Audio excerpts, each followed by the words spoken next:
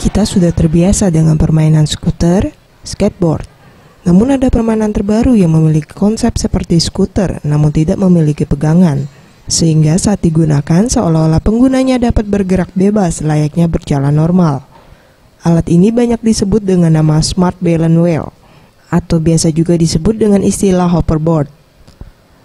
Smart Balance Wheels banyak digunakan untuk bermain di taman kota atau saat berjalan-jalan di pusat perbelanjaan. Di Palembang, tepatnya di salah satu mal di Jalan Angkatan 45 Palembang, menyediakan penyewaan Smart Balance Wheel dengan tarif 20.000 per 15 menit.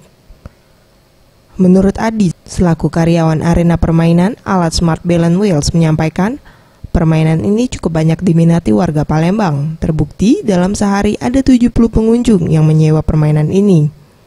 Dalam permainan ini dibutuhkan konsentrasi dan keseimbangan dari pengguna alat. Sewanya harganya 20.000 15 menit. Iya, kesulitannya kalau dia takut, grogi, kadang orang itu nggak bisa mainnya. Tapi kalau dia konsentrasi, terus juga dia istilahnya mau berusaha, dia pasti bisa mainnya. Mega Dwi Handayani, Safety One Rizky, Sriwijaya TV.